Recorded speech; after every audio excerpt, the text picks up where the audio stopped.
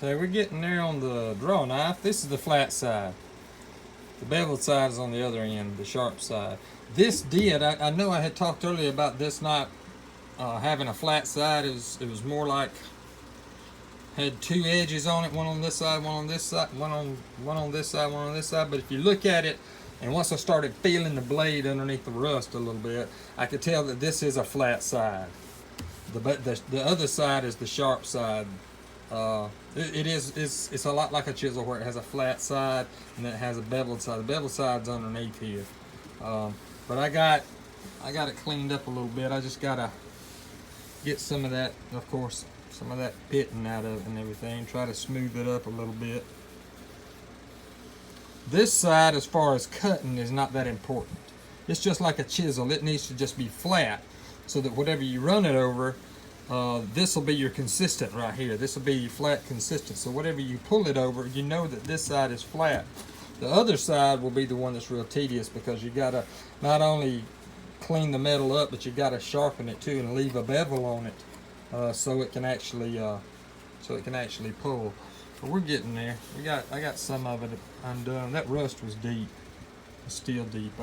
I'm gonna have to really work on this. I started to use electrolysis on it, but I didn't think the rust was as deep as it was. So I just, took my wire wheel and my wire brush and my file here, and I've gotten a lot of it out. But man, right there where the pitting is, usually you can clean the rust on out of the pit, and all you're left is the pit. But the rust is, buried down into those little holes there. So we'll get it out.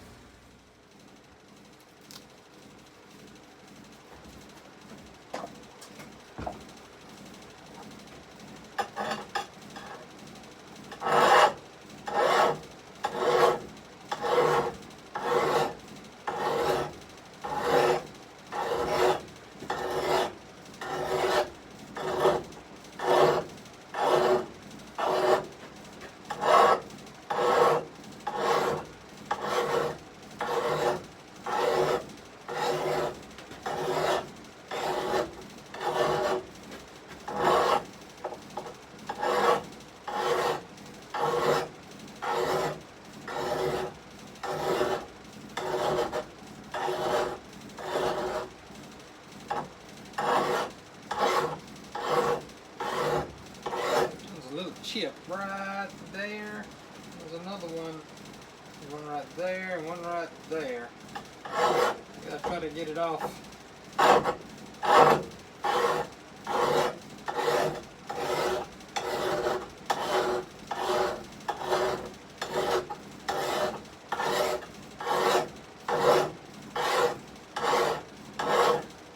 This is going to be the top side. This will be actually the side that you use to pull it to you. So this will be the side with the blade, the edge on it right there. This side will just be the flat side. Yeah.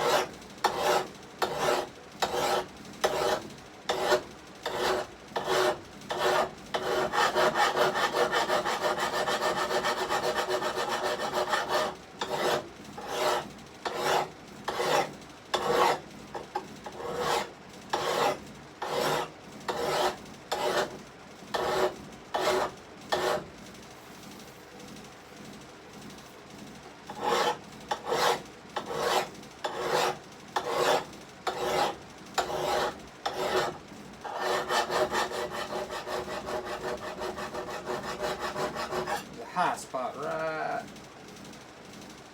there.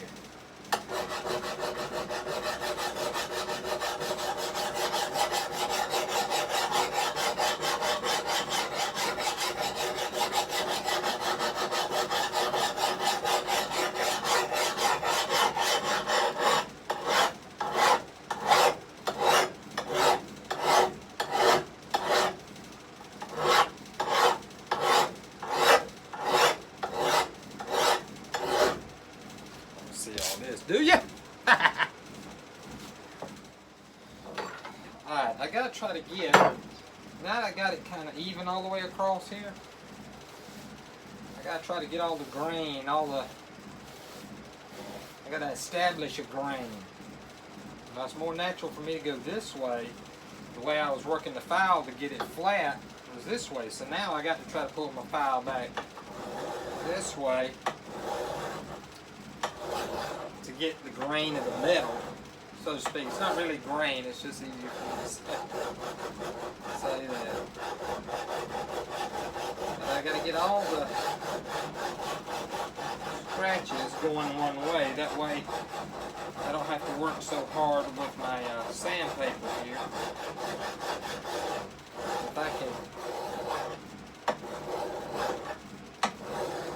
get it all going one way, it'll make it easier with sandpaper to eliminate the scratches.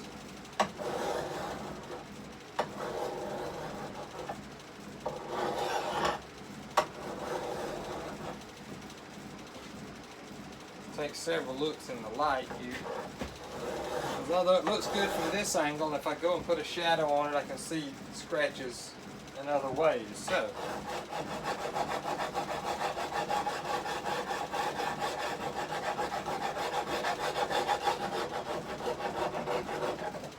get out of the way.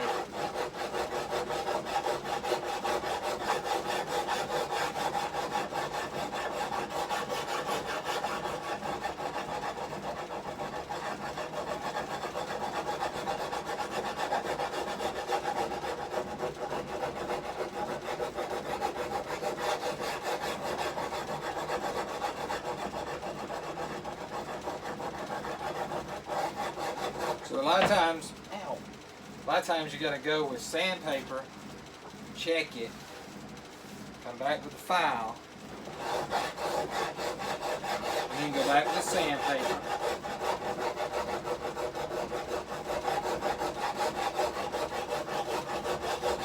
So basically what you're doing is you're shaping the metal with the file, whichever size file you use. This is a flat bastard file. Flat bastard! Well, that's what it's called. It's called a flat bastard file. It's called a bastard file. Don't blame me. Blame the people who named them.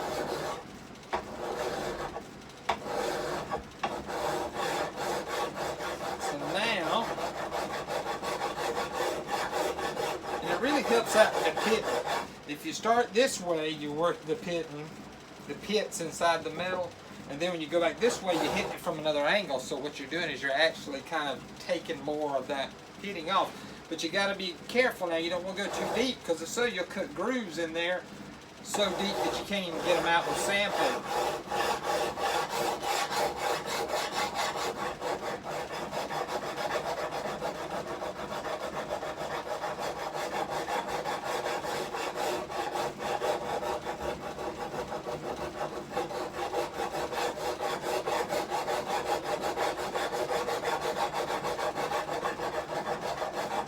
What have I about got it with my flat bastard file?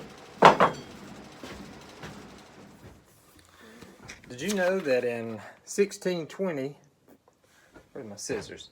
In 1620, the Mayflower was actually heading to Virginia when it got blown off course by a bunch of storms. They ended up hitting the shore of Massachusetts. Well, you know, one of the reasons that they stayed there, rather than heading south and trying to find Virginia again, one of the reasons they stayed in Massachusetts was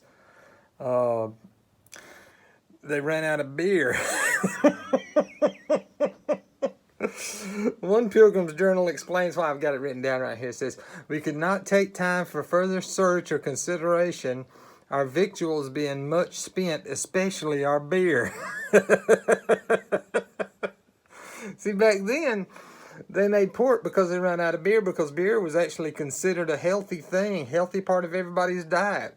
You know, water, on the other hand, it was, you know, kind of deemed to be unsafe. I mean, it was easy to contaminate water, you know.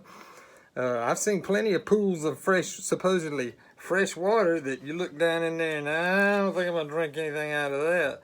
So the only way that they could make sure that they could ingest whatever liquid that they needed to survive was to make it into beer. The Mayflower had set out of England with a bunch of beer barrels, and now they were running out. And once they landed, they sure didn't have enough to try to make it down to Virginia from Massachusetts. Now, they didn't know how far it was, you know, and they didn't. All they knew that they were off course, and they knew about how far off course they were, and they just simply didn't have enough beer to make it down to Virginia. Once they get ashore, what's the very first thing they do? They erected a brew house and got to work on brewing up a new batch of beer. So Plymouth, Massachusetts became the historic home for the Pilgrims, all because they needed some beer. Needed to make a beer run, man. I thought that was funny. All right. Got this blade. I'm trying to do it in sections. If I can do the blade on this side, do the blade on this side. This side still needs some work to do, but... And then I'll work on a handle. And then I'll work on a handle. Same here, same here.